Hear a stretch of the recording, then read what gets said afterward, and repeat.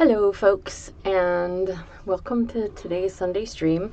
I've been away the last couple of weeks for stuff, because that's what happens sometimes in my life, but I'm back now, and I don't anticipate going away again, but who knows.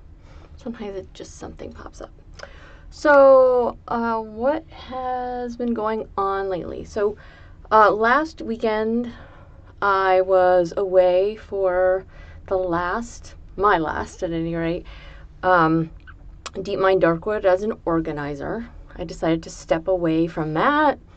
So what does that mean? That means that in the last year, I've stepped away from the London Hypnosis workshops and Nest, which was an event that I ran for a long time.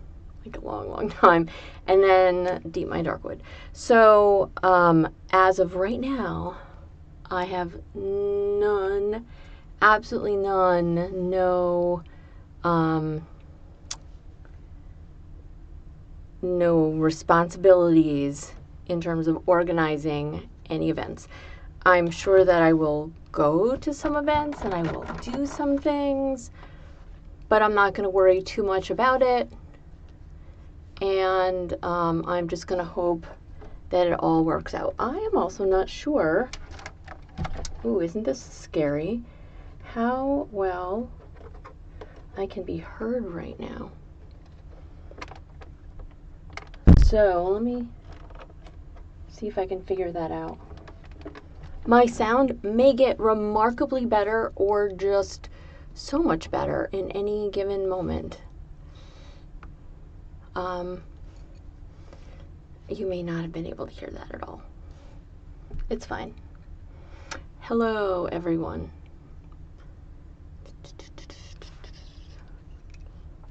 Yeah, I don't know if I have any sound coming through at all, which is bizarre.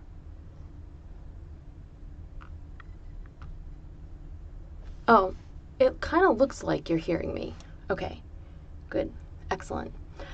So Florida, oh right, so we had a hurricane this week, and I live in the Tampa Bay area, but I live a few miles from the coast. And where I am, very fortunately, the hurricane just went pretty far west out into the Gulf, and it went right up, and it hit the Big Bend part of Florida. So there was a lot of storm surge, and there's a highway, which is a terrible highway, by the way. So I live fairly near Highway 19 in Florida, in the Tampa Bay area. And it's a long, god-awful stretch of road. Like, people are legit killed on there all the time. Every week it feels like somebody's dying. Like, I read a report that somebody has, been killed on Route 19 because they were crossing the street, or they're riding their bike on it, or they were walking on it. I don't know, but it's very, very dangerous. So I got a dash cam for my car, which is great, because what I do now is, like, I drive incredibly cautiously. So there's one particular place where I have to turn into and out of this shopping plaza for the post office. And so I do it almost daily because I'm shipping out stuff almost daily. I have seen, in my brief encounters there, like 3 or 4 cars just go through the red light. Like, obviously, like, it would have been my turn to turn. And, like, so no, they're so bad. It's absolutely so completely terrible. But that road, which is very near there, like, people are always getting killed. It's dangerous. On the other side, which is to say the west side of Highway 19, there were terrible storm surges. So a lot of people all up and down the coast, from Tampa all the way up to where the hurricane actually hit, got a lot of flooding. So there's so many people posting pictures in the Nextdoor group going, they need a lot of help. Fortunately, it's like half the posts are my house got flooded, and this is what it looks like inside, and the water's up to, mid-kitchen cabinets by the time they got back there. Or like all the agencies, local and federal, posting, if you were in the hurricane, here's how you can get help. But I also I saw a really depressing, so I don't know how true this is, but I saw a really depressing article that was basically saying that at least 20% of hurricane insurance holders, so they're insurance holders who had the last hurricane, Ida, impact them, and they have not yet gotten paid. And then of that 80% that was left, a huge chunk of those people got underpaid. I don't even know how you managed to do it. Like, insurance here costs are through the roof, absolutely crazy. So, but no hurricane damage. So I did take everything that was inside, whether it was inside the front screen or the back screen, brought it all in. So the garage and part of the living room, which is kind of where I am, is filled with stuff. So not where I am, but like right out there, there's outdoor furniture and plants. A little gruesome. However, when I bring all of these things in, there are critters hiding in them. Every single time. Critters hiding in them. Have an indoor cat. Used to be an outdoor cat when she got rescued. So her favorite activity when all these little things start coming into the house is to hunt them down. And so that's been fun and exciting. But there are no more of those in the house. Just in case you wonder, they're all gone because the cat's been eating good. All right. So what's been going on lately in the hypno world?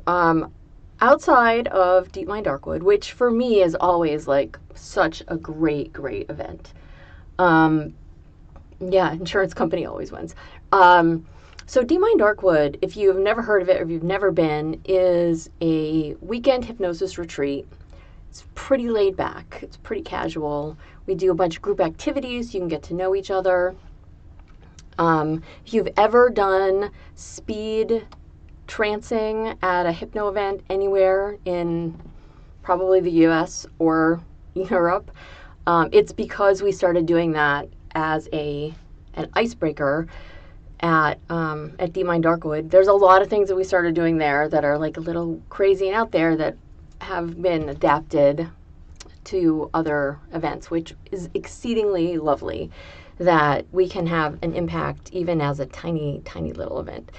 Well, there will never be 100 or so people there. That's just not the type of event it is. So it's a small, concentrated event where you can get to know people, where you can do crazy things that maybe you couldn't do other places. And some of that is because it's an outdoor event. Not completely, but usually we have great weather. This year we had some rain, but usually we have really great weather. So you get to do a lot of hypnosis in the woods or outside. There's a bonfire. All these things are just really, really nice from my perspective. Also, I really like the nature part of it. It's kind of fall New England, so when that happens, it just makes me feel really good because I kind of miss it. Florida's still super hot. It's like 90 the other day, and I was like, it's September. We just had a lot of rain. Could you cool down? It did not cool down. So, so the hypnosis that gets done is always kind of exciting for me because it's a little bit out there. We do group hypnosis things where we come up with something that everyone can do, and I always really like it. Anyway, I'm not going to be part of that anymore, but I'm sure it'll still go on, so we'll just have to see how that works out. But speaking of that, if you do go to hypnosis events, what's your favorite / what do you like about them? Like, what's your favorite thing about getting together with a whole bunch of other people into the same thing that you're in? Do you manage to, say, get all the hypnosis in that you ever really wanted? Do you meet new partners? Do you go to classes and learn something new? Do you go to teach? Like, what's the favorite thing about them for you if you go to them? And if you don't go to them, why don't you go to them?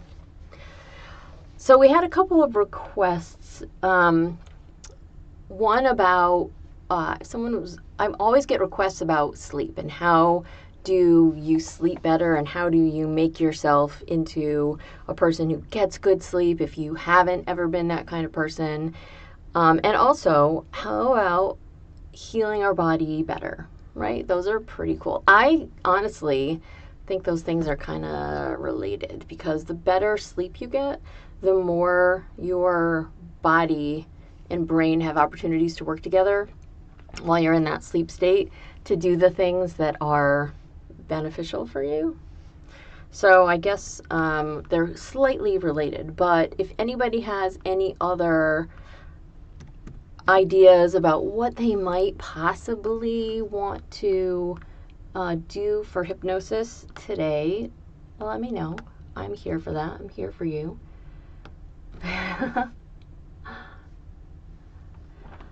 Hey everyone who has stopped in, thank you for being here. I want to say thank you because on YouTube I now have over 3,000 subscribers.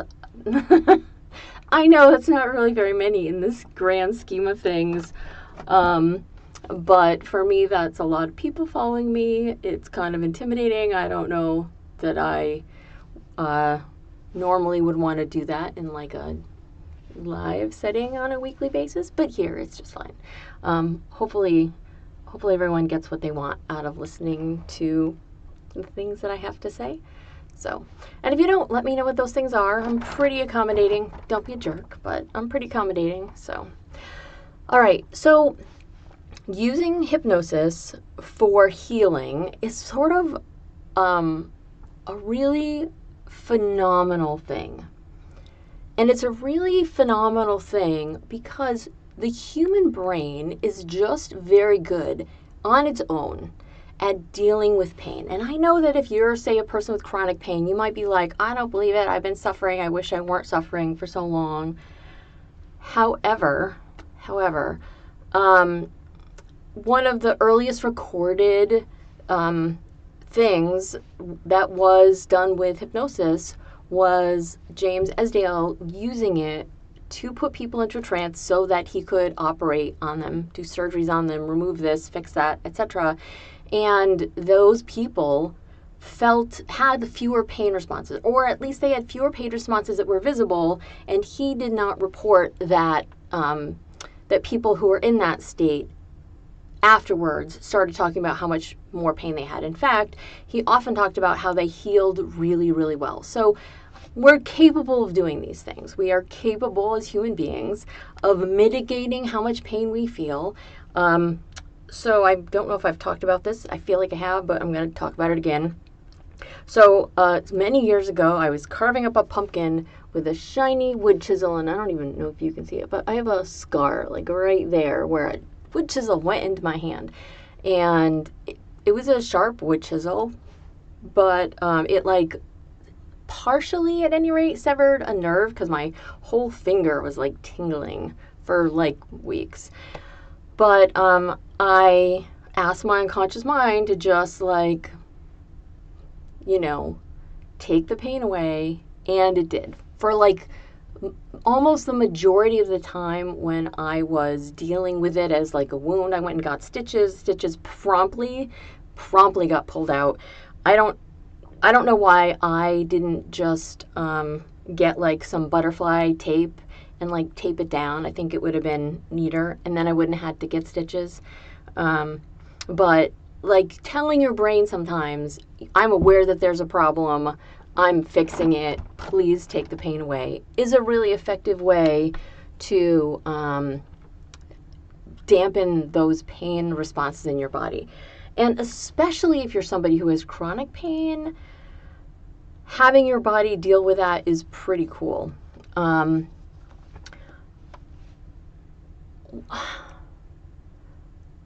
So I'm not sure how this happened to me, but I noticed for a while that when I'd sit, it would feel like one of my legs was taller, like knee to knee, than the other leg. And I never knew exactly what it was. I didn't really like pay any attention to when it happened in my life, but I think it's because I was in a motorcycle accident. And I think that what happened is that my hips just got twisted, and they stayed twisted because I was relatively fine. I had like a scar on my arm from the road rash. Otherwise, I seemed fine. So I just went on with my life. Everything was fine. And then, like, one day I just got sick of this. I had to ask my doctors, it feels like one of my legs is shorter than the other.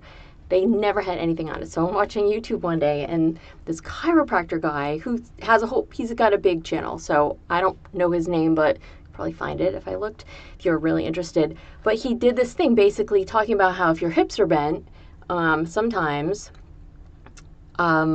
you can have all this pain. So he like does this thing where he like uses resistance with one leg versus another and a pole in between the two, and you like push on the knees, and so you straighten your hips out. The reason I'm talking about this is because sometimes people have like a chronic pain and they don't remember or don't know where it came from.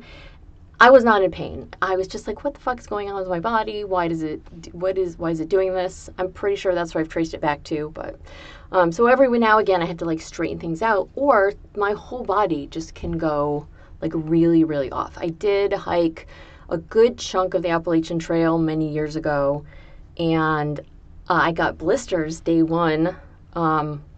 I started in Maine, and it just took me I'm not a good uphill hiker. It was probably a bad decision to go hike that, but I hiked up the Mount Katahdin in Maine, hiked back down to my camp thing. It took me a very long time. I don't even want to talk about it. There are people passing me, especially this one father-son team that I remember. The father was pretty good, but the son was going down and up like he was a mountain goat. Like just effortlessly hop, hop, hop, hop, hop, down, up, whatever. Anyway, so it took me, he was going super fast, right? Like I could watch them approach, go past me. We all met again at the top of the hill, and then they took off, and I took off about the same time, or maybe a little bit before them, and they again passed me, and then like he's just like hopping down the mountain. It's crazy. So he did not have any pain, but my body, so much pain. So on day one, I got really bad blisters. Day two, it rained like a lot, like 6 inches in a short amount of time is absolutely crazy. So my feet, like I had small blisters, and then the wet and my wool socks just made everything worse. Anyway, so the point of that is that by the end of that particular adventure, my whole body, I was carrying a 35-pound pack, my whole body was completely out of whack. So from my ankles to my knees to my hips, every single part of my body was like, something is not right here. I think that also exacerbated my hips not quite being in alignment either. However, I do want to say that hypnosis absolutely helps when you are in that kind of pain. But if you continue to do things that are not beneficial for your body, you're likely to keep feeling the pain, right? So like if you ask your unconscious mind to take away all pain, and then something new happens and you don't deal with it, that's not a good idea. That's not okay. You should definitely never do that. You should always allow for new pain to come in so you are aware that something's wrong so that you can fix it. Like that's what our pain system is for, right? Oh, something's wrong. I'm not going to let myself bleed all my blood out through my hand. I'm going to go fix it. So pain is helpful, but you don't need it once you know what's wrong and once you can do something about it. So I did have a lot of massage done after, and body rejiggering after my hike. So much better. Like, it's just crazy. It's like to be an old person when you're not yet old, and to have every step be painful, every time you get out of bed be painful. I also acknowledge that I am very fortunate because my body has always been fairly adept at doing almost anything I ever wanted to do, except I've never done a cartwheel because I don't go head over heels that way. Whatever. All right, so we'll definitely talk about pain a little bit more and how you can find yourself working to feel less pain in healthy ways. So we'll do a little bit of that today. And I'm also going to toss in some things there for people to get better sleep. This is going to be pretty generic sleep recommendation stuff that I would do in hypnosis. It is not specific. So I want you to know that in case you're like, oh, well, Lee's going to solve all my sleep problems. Probably not. But I'm going to give some advice that may be helpful to a wide group of people. We'll see what happens. So yeah, you definitely need to have, you definitely need your pain sensors to be working for you. You can't turn them off. So,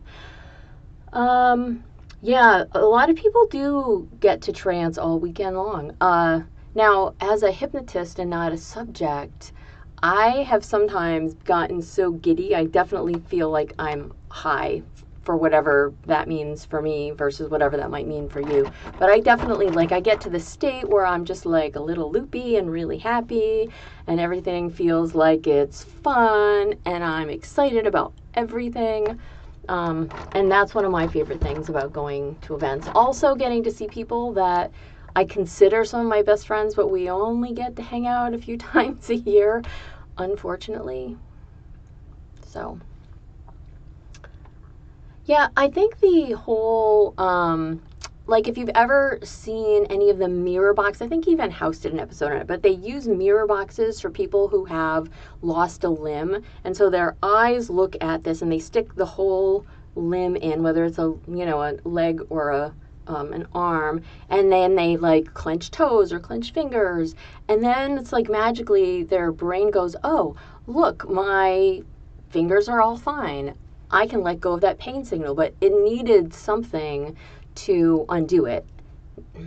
And hopefully, once you see it whole, you're not gonna feel pain in that area again because you can't really damage it again. I mean, I guess if you did, you could just go back to that kind of box and see what can happen. But it's absolutely fabulous the way the brain can be fooled into healing ourselves. And it's only a moderate fooling because on a logical level, we are aware if we've lost a limb that it's not there anymore.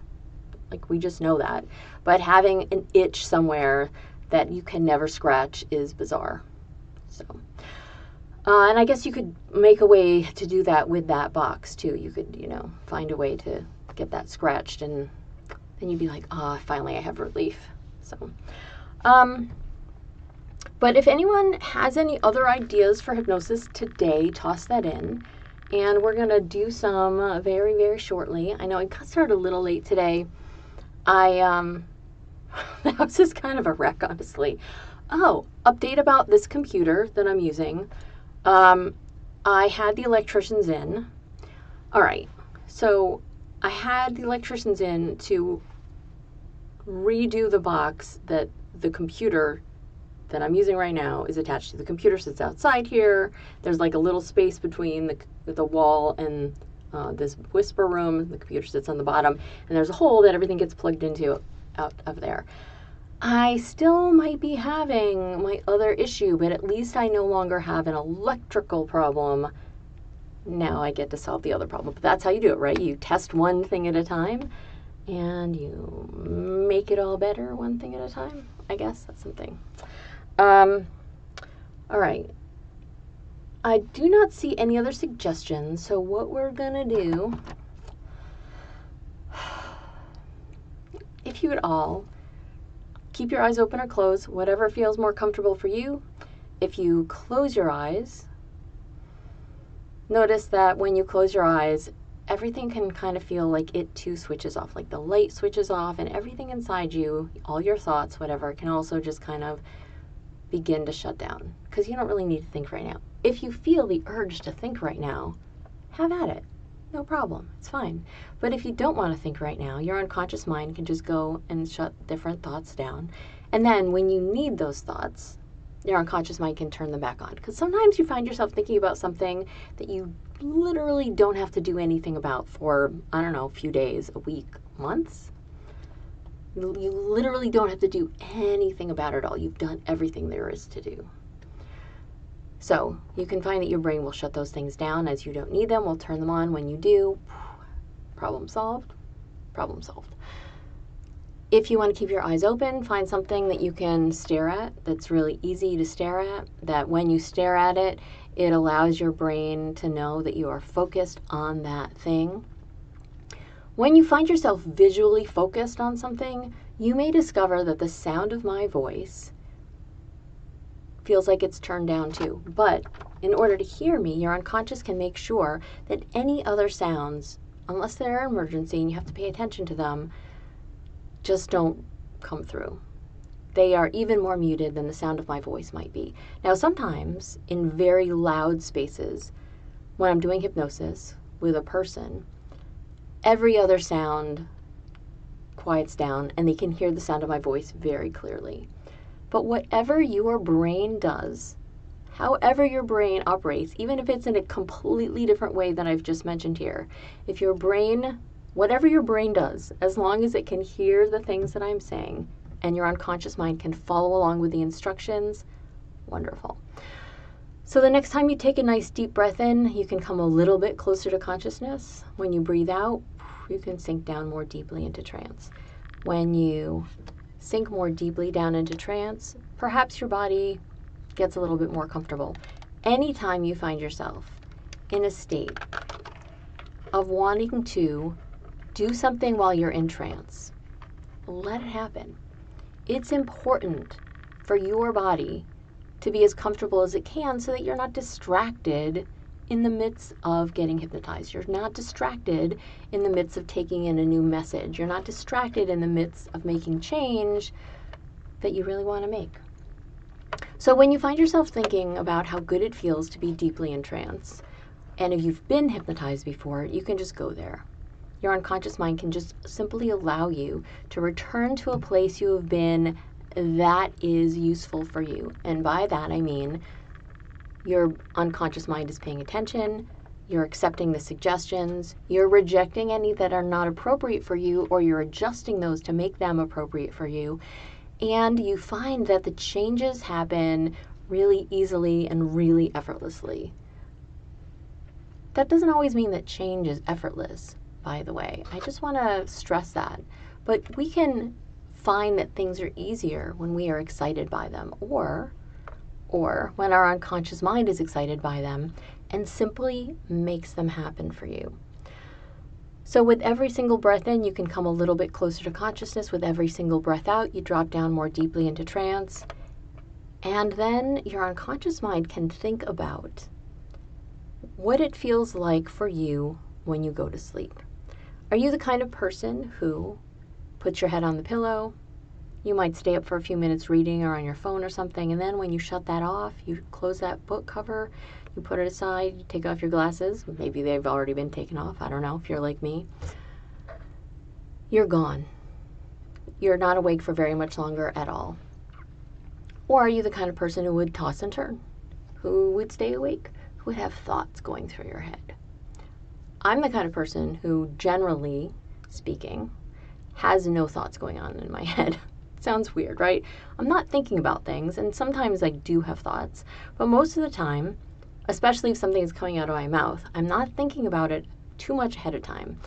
I take in the input, and then my unconscious mind, busy as a bee in the background, is making sure that it knows what I need to say. It's making the things that I have to say just come out of my mouth really easily, really effortlessly. My brain also has gotten very, very good at thinking about things when I need to think about them and letting go of them otherwise. You know what? That still means that I set alarms for myself, because sometimes I'm the kind of person who can get so involved in the thing that I'm doing that I forget everything around me. It's that kind of focus, right, that we have when we get hypnotized. We forget about everything that goes on around us sometimes because we're deep in that state. So I kind of hypnotize myself a lot. And I wonder if your brain right now can think about what it feels like to be focused on something. In this case, it might be something you're staring at if your eyes are open. It might be hearing the sound of my voice. However you find yourself doing that, it's totally fine. But your unconscious mind can know that it just feels so good to be in a state of trance. No matter if you're very lightly in trance or deeply in trance, whichever one is your preferred state to accept messages, however deeply in trance you are, your unconscious mind can always hold you at the perfect level to accept the messages, to make the changes, and to feel really good. I think those are the top 3 things that are super important about being in trance. Your brain is taking suggestions in, you're making changes, you feel really good about it. And again, accept, reject, or adjust suggestions as it suits you. So let your unconscious mind right now just take you to that level, wherever that level is. Now, I like the phrase deep sleep. And when I say that phrase, I like the idea of somebody's brain just going, oh, we're here, we're going to go here. We're going into trance. This is our ideal trance state. This is where we feel really great. We accept the messages. We make the changes. Everything's happy. But it doesn't have to be like that. You can do trance while you're practically awake. And I say practically because anytime you find yourself going inside, it's an altered state. No matter what people say, hypnosis without trance, sure, but humans are suggestible when they're wide awake, so just give them a suggestion. Is that hypnosis or is it just a suggestion? I don't know. I feel like hypnosis involves putting somebody into an altered state. Are you in an altered state yet? Putting somebody into that altered state or having them put themselves in that altered state and then suggesting things to their unconscious mind like so. If you would like to have better quality of sleep, what would that look like for you? Would that look like your head hits the pillow within moments of you going to bed and you put all your things away and you're out? Does it look like you have thoughts in your head that automatically just quiet down, like the volume of them just quiets down? Or are they just gone? Does it feel like you're super sleepy and then, bam, you're waking up in the morning, say right before your alarm goes off, and you feel wonderful because you've rested the whole night through? And even if you had to get up in the middle of the night for a glass of water to go pee, you've managed to get right back to sleep when you came back to bed. Let your unconscious mind think about what would work best for you. How much sleep do you really need to get? Do you find yourself yawning during the day when you haven't done anything to deserve it? You haven't had alcohol, you haven't been exercising really hard, and you're not used to exercising really hard, or you've done all sorts of movements that are taxing for you. What's your ideal sleep? Let your unconscious mind think about that. And maybe your conscious self has some thoughts to pop in there, but your unconscious mind can know what those thoughts are. So don't worry too much about getting your conscious self involved. But however it is that you find yourself wanting to sleep, let yourself realize what that is right now. As you find yourself realizing what your ideal sleep would be, when you're going to go to bed, when you're going to wake up, how quickly you're going to go to sleep, what thoughts you're going to be in your head. When you sleep in the middle of the night, or any time you can really get good sleep, your brain does a whole bunch of stuff. But your brain and your body, when you get your long sleep for the day, whenever you get it, your brain and your body do like a cleaning thing, and they communicate with one another, and they get rid of waste, and they do all sorts of helpful things for you. So when you can find that sleep extends at least 6 to 9 or 10 hours, depending on who you are and how much sleep you actually need and what your life schedule is like, the more sleep you can get, the more your body can do its own repairing, which is super helpful for us. So let your unconscious mind think about the quality and the type of sleep that you would like to get. Perhaps you're the kind of person who's like, I am not alone enough. I need to get at least 6 hours at night, but I like to take naps during the day. Your unconscious mind can know that you could have a nap mode as well. So you could have a nap mode that's like, oh, I've got 20 to 40 minutes. I'm going to take a nap right now. So that when your head hits that pillow, wherever you happen to be, whatever your pillow happens to be, that your brain simply goes, okay, now's the time for a nap, and then all those thoughts just quiet down. All those things just turn off, and your brain is like, okay, it's time for sleep now. And it wakes you up just before your alarm goes off, or whatever new alarm you've set for that nap. I think at about 45 minutes of sleep, I think I could be wrong about this, your REM cycle starts-ish, and that's about 45 minutes. So usually when you take a nap, you're going to want to make sure that it's shorter than the 45 minutes. So that's why I said 20 to 40 minutes for a nap. And you can find that if you find yourself napping, that your brain can still work on any issues you had going on. Anything that you were working on, your unconscious mind can be working on even while your conscious self is somewhere else, sleeping, on vacation, elsewhere. It doesn't matter. Your conscious self, though, needs that break. So allow your conscious self to shut down, to get quiet. Allow your unconscious mind to do that work. Allow yourself to feel the relief that comes from letting your body stop moving for a while. Not like when you're sitting in a chair and you have to keep yourself upright. Just allow yourself the rest that comes from letting your body just go and letting every muscle just stop feeling like it has to hold anything up.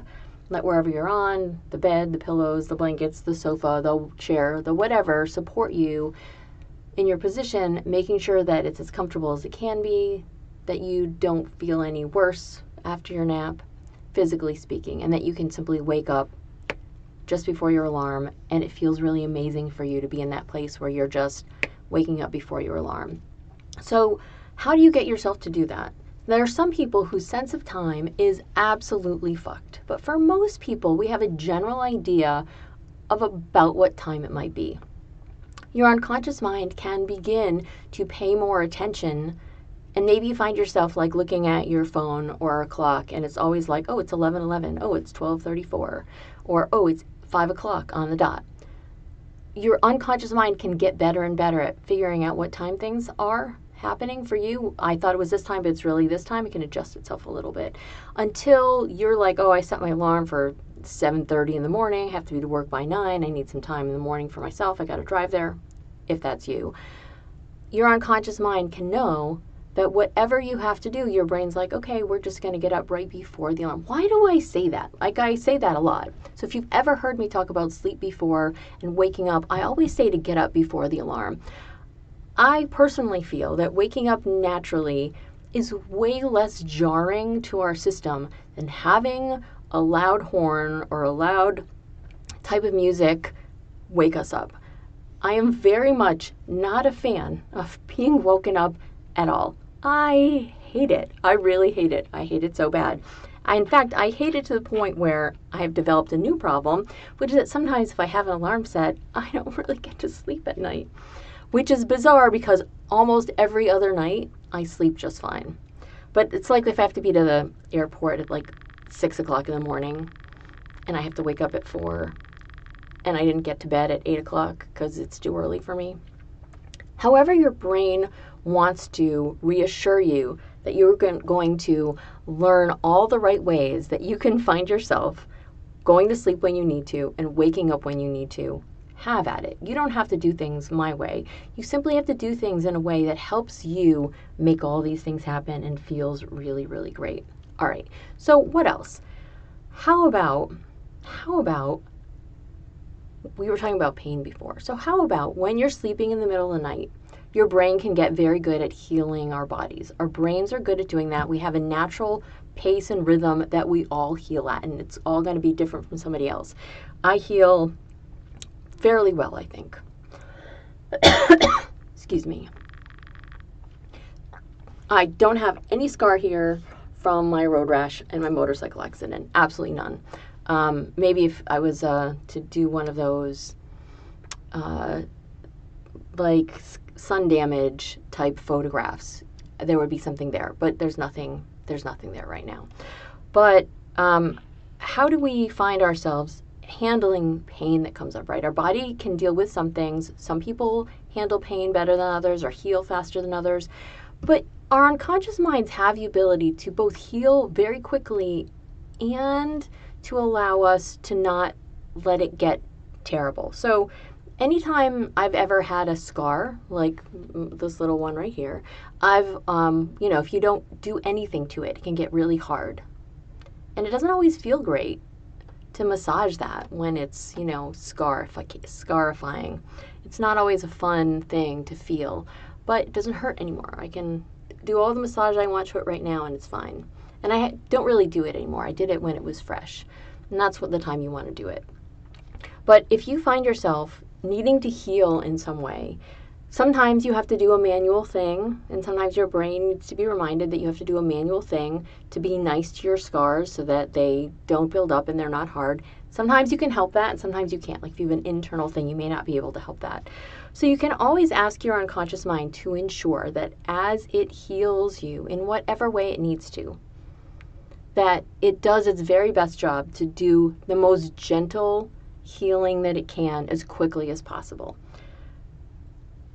I talk about gentle a lot in my own personal life because, for example, if you need to clean something, you don't want to, if you have to clean your stovetop, you don't necessarily want to take a steel wool to clean it if a sponge is going to do the job just fine. Sometimes you think, oh, well, this is a really powerful cleaning tool, like a stainless steel pad can be really powerful, right? But sometimes you just want the most gentle thing to get the job done so that there's no additional damage that happens.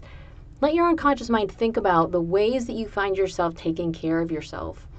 One way that you might discover that you heal better is to make sure that the food you take in has the vitamins and minerals that are required. Just because our soil nowadays is getting so nutritionally eroded, you still need to eat those things. They are still better for you than some other things. Healthy food that you eat is always going to be helpful for your body, taking what it needs and making sure that you get what you want. But your unconscious mind can think about how you heal. Do you have a scar that just healed all wrong for whatever reason? Do you find yourself getting hurt a lot, like maybe you worked out too much or you get a black and blue mark? Can your unconscious mind find a way that allows you to dissipate those bruises faster? Can your unconscious mind find a way so that you can shed the things inside you that allow you to heal faster, to get rid of the waste that builds up in our body that might inhibit that sort of thing? So some of that is, as it goes back to having the best sleep that you possibly can. And as you find yourself having the best sleep that you possibly can, notice that the sleep quality that you exhibit can get better over time. So let your unconscious mind think about how easily you can find yourself getting to sleep, how easily you can find yourself staying asleep.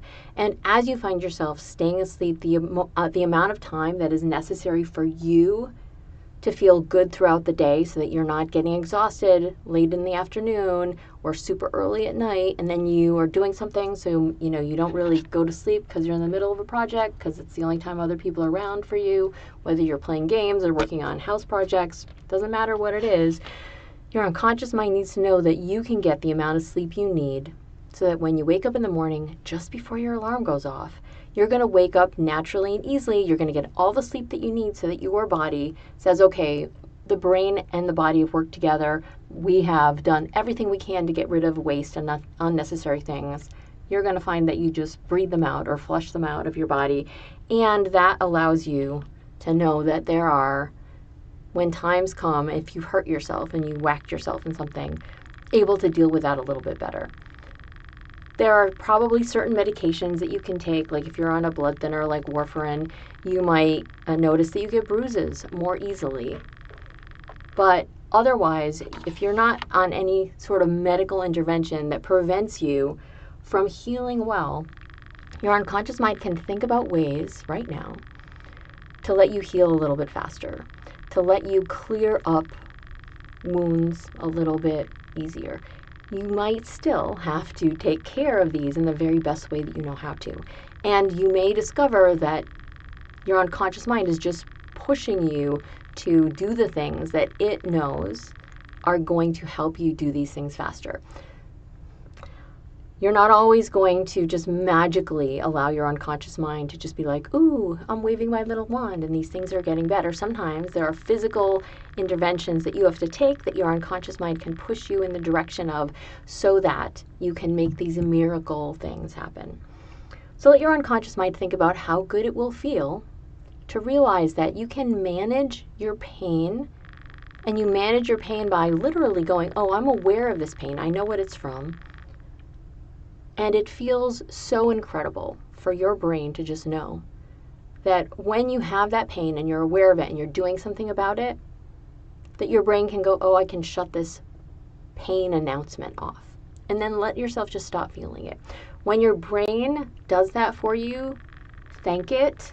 The more you pay attention to what it is that your unconscious mind is doing, the more likely it will be to do that for you in the future. I can't stress that enough. I'm not bullshitting you. I thank people's brains. I thank my own brain. Your brain will do what you want it to do better and faster and over again if you thank it when it does something for you. So, as you find yourself thinking about how good that feels, to know that you don't have to worry about that kind of pain. You're going to take care of it. Your brain's going to take care of you. The pain can go away. You're going to feed your body with whatever it is that it needs in order for you to heal as quickly and as gently and as effectively as possible. Again, if that means that you have to find yourself massaging your scars, and it might not feel great when you do it, but it's not like pain, you'll understand that you can affect some of this yourself on a conscious level. But maybe if once you know how you can do it, your unconscious mind can take over. Like tying your shoe, you don't usually have to think about it consciously. Your unconscious mind could take over some of these things, and you could just find yourself doing them as well. Whether it's putting some kind of Vaseline on, or some kind of antibacterial cream, or whatever it is, just to help you heal faster and better. So let your unconscious mind think about that for just a moment. Now, something else came up in the chat, so I'm going to talk about that for a second. What if you have to take a pill for whatever it is that's going on in you? What if you need to take an antibiotic, or what if you need to take a pill to help you with the pain, and you have a hard time swallowing that, right? Well, so first of all, if they're the capsules, first of all, they float. Any of those the capsules that have I guess they need to have some kind of air in them maybe, but they will float. So if you tip your head forward and you take a big drink of water, tip your head forward a little bit and swallow that pill a little bit more easily. You can line it up with your tongue, take one at a time if you have a hard time. But your unconscious mind, if you have to take a pill, first of all, most of the time, most people are actually swallowing bigger chunks of food than pills. I am the kind of person who has to take a handful every day. And sometimes I put a lot in my hand and I'm like, I'm going to break that into two. But usually I just pop it in my mouth and I put it under my tongue and I get a whole bunch of water. And I drink a lot of water until there's no more pills. But I can understand how unpleasant that might be. Like if you had a hard time swallowing it. If you have a hard time swallowing it, try taking one at a time. Try letting your unconscious mind know that it's just a little thing. It's not a big deal. It's going to help you. And you can find yourself going with enough water. I use a straw some of the time. Sometimes I just drink out of the side of a glass. But your unconscious mind can decide how much water you need to not have to think about the fact that there's also a pill in your mouth. And your brain can think about how easily you swallow your food. And your brain can realize that it's very, very similar. You can find that your brain just goes, oh, it's like swallowing almost anything else. We are designed to swallow all sorts of things. It's not going to be a problem. So let your unconscious mind get enough liquid, put one at a time in. Let your unconscious mind allow your throat to relax as much as you possibly can. No pain, no stiffness, no reservation. You're just going to pop it in, drink the water, swallow it down. Let that roll around in your head so that your brain thinks about what will work best for you and how you can make that acceptable for you now and for the long run. Because the more your brain realizes that you're capable of taking a pill, and it doesn't have to be a big deal, the easier it can be. In fact, at some point in time in the future, you might discover that you could take a few pills at a time and you don't really have to think about it. You just know you're going to do it. You pop them in, drink the water, done. Don't have any more problems. Your throat is clear. Your throat is flexible. Your throat just allows those pills to slide down, and then your body can get the effects as quickly as you need them to be. So hold on to that thought. Hold on to how good it feels to be in that place where your brain has been given a lot of instruction today on how to get better sleep, on how to heal yourself a little bit more quickly, on how to swallow some pills if you're having issues, on how to wake up before your alarm. Let your unconscious mind say yes to any of those things that you needed to hear. Let yourself adjust or reject any messages that were not meant or healthy for you.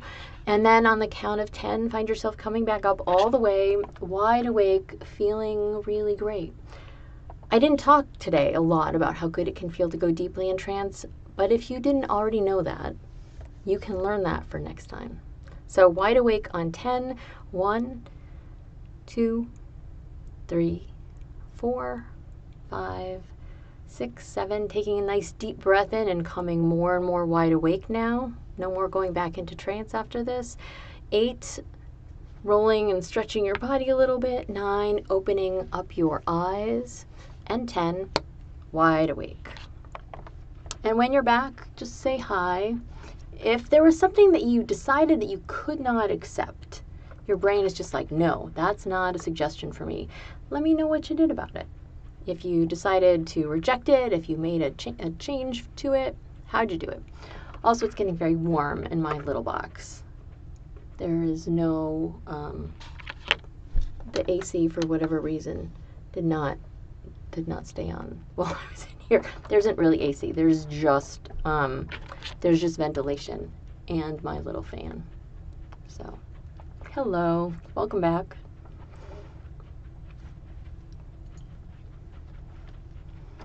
Oh, you're so welcome. Thank you. We got double M's in here today.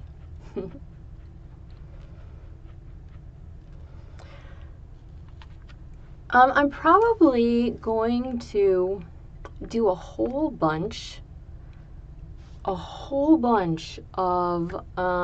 sleep-related stuff, because there are so many different kinds of ways in which people can get better sleep. And again, some of it is very specific to a person, because sometimes it just happens that way, you know. The way you get sleep is different, and the whys in which you get sleep are different. That's great, John, that your mind turned off at the immediate beginning. I feel like there's some people that are in here regularly, and it's just fun to see the way that your brain just responds and just keeps on responding. So thank you very much, folks. I will be back next week. There are no impediments to me being here next week, as far as I know. So feel free to let me know in the comments if you would like to hear me talk about something that I haven't yet talked about, something that I have talked about in a different way. And again, if your brain said, no, I don't like that suggestion, let me know what that was and what you did, because I'm always fascinated by that. So anyway, it's always nice to see all of you. Thank you so much for being supporters of me in one way or the other, whether you show up or you're a subscriber here or on Patreon or you're in the Discord, however that happens. Thanks for being here. Have a great rest of your weekend. I'm off to finish my taxes for 2023. So that's what I'm going to do. And I hope that the rest of your time, that everything else that you guys need to do, you can get done this weekend. And hopefully it just feels really amazing for you. So goodbye. Have a great